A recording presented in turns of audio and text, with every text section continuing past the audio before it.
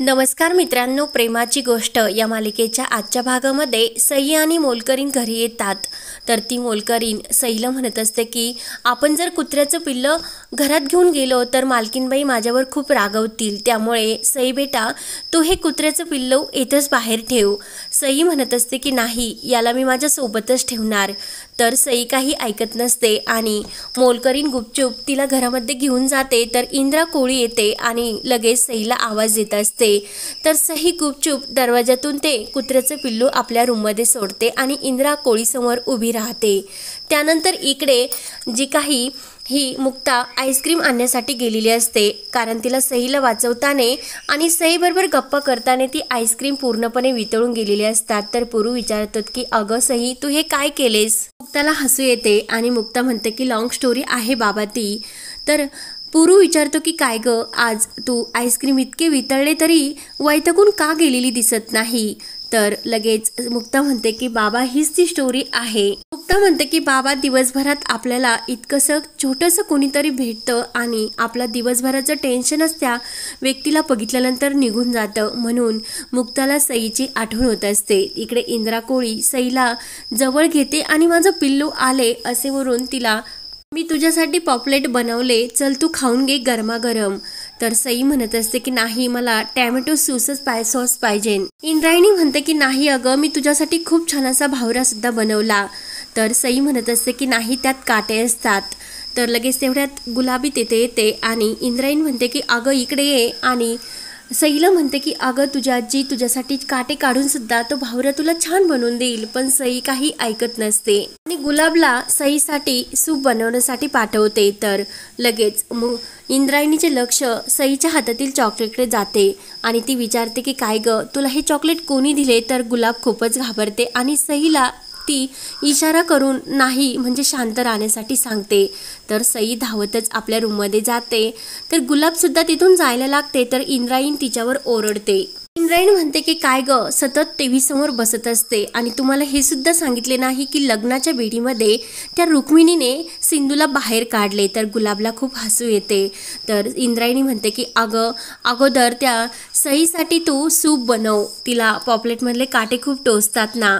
त्यानंतर इकडे मुक्ता सांगत असते की आज मला एक खूप छान अशी मुलगी भेटली होती आणि तिच्यात खरंच खूप काही वेगळं होते. तर लगेच पुरू म्हणतो की हो, म्हणजे नक्की त्यामुळेच तिच्यामध्ये बोलण्यात वेळ गेला असणार आणि हे आईस्क्रीम वितळले असणार.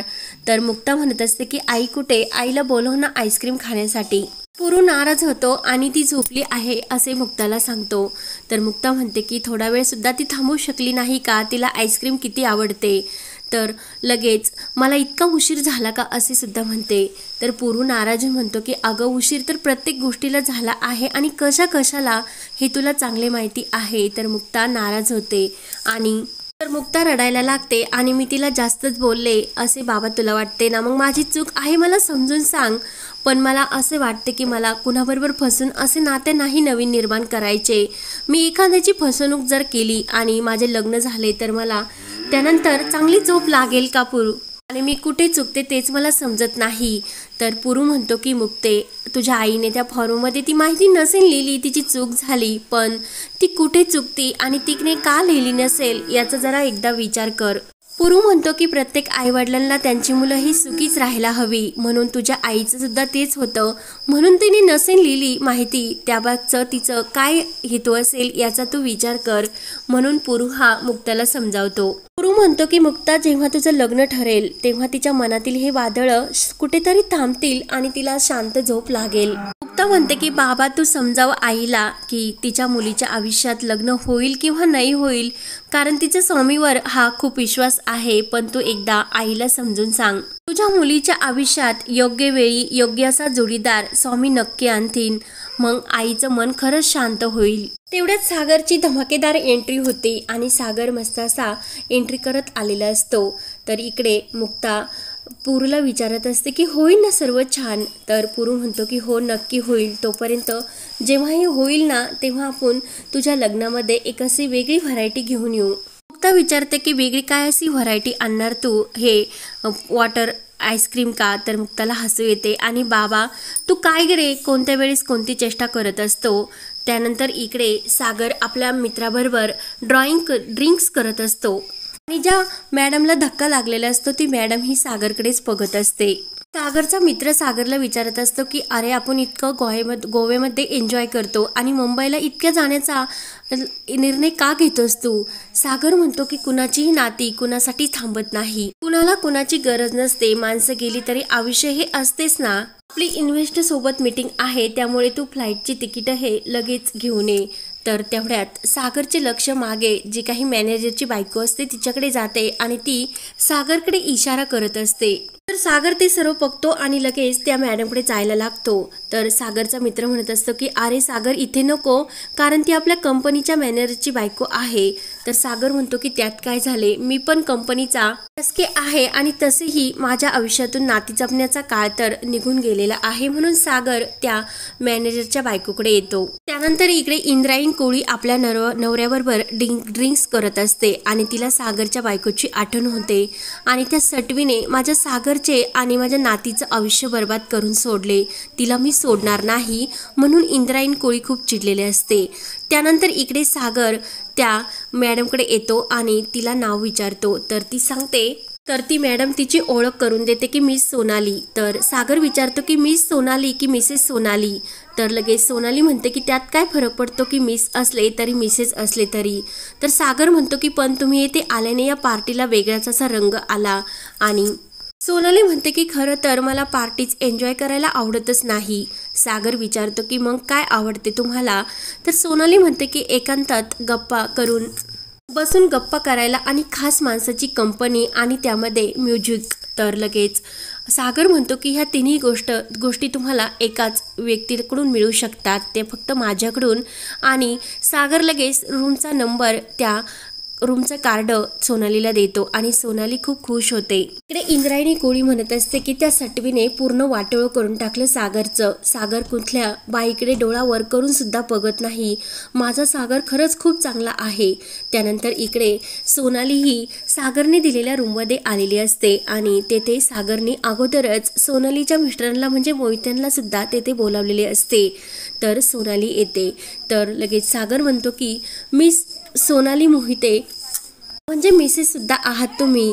तर सोनाली खूपच खुश होत असते आणि सागरकडे ती बघत असते। तेवढ्यात लगेच सागर हा मोहित्यांना बाहेर बोलवतो आणि सागर मोहित्यांना सांगतो की मी जेव्हा यांना बोलवले तर ह्या लगेच ह्या रूममध्ये आल्यात, म्हणजे लगेच अविश्वास हा।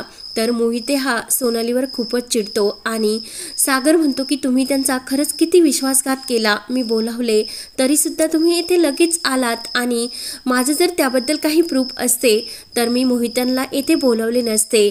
तर सोनालीचा सर्व चेहरा मोहित्यांसमोर सागरने आणलेला असतो। सागर बाहेर येतो तर सागरचा मित्र म्हणतो की आणखीन एका घर तू नष्ट केलेस। सागर म्हणतो की जी बाई माझ्या इशाऱ्यावर माझ्याबरोबर येण्यासाठी तयार झाली त्या बाईला खरा संसार करून काय उपयोग आणि ते नाते टिकून सुद्धा। सागर म्हणतो की फार तिने मुलं जन्माला घातली असती आणि निघून गेली असती दुसऱ्या कुणाबरोबर, तर मग आत्ताच झाले काय?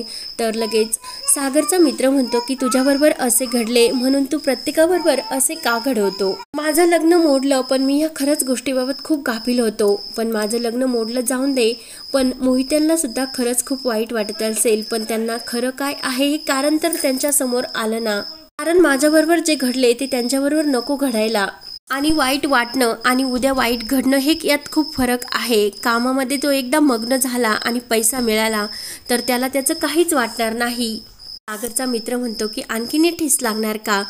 तर सागर म्हणतो की लागून दे, त्याला ठेस जर लागली तर त्याला सुधारण्यासाठी मी त्याच्या खंबीर पाठीशी उभा आहेत, पण जेव्हा मला ठेस लागली होती तेव्हा मला सांभाळणारं कोणीच नव्हते।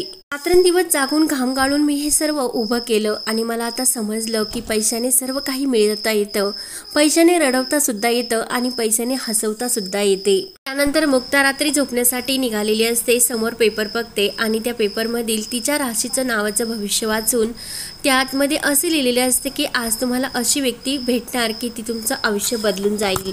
तर मुक्ताला सईची आठवण होते आणि सई खूप खुश होते। तर हा भाग येथे संपतो। पुढील भागामध्ये सई आणि मुक्ताची भेट होते आणि मुक्ताला सई फोन करून देते की तिच्या बाबांबरोबर बोलण्यासाठी, पण लगेच सागर म्हणत असतो की आई, मी तुला किती वेळेस सांगितलं की मला सईबरोबर नाही बोलायचे. म्हणजे सईचे खूप मोठे सत्य हे मुक्तासमोर आलेले असते. तर पुढे काय होणार हे पाहण्यासाठी आपल्या चॅनलला नक्की सबस्क्राईब करत राहा. धन्यवाद.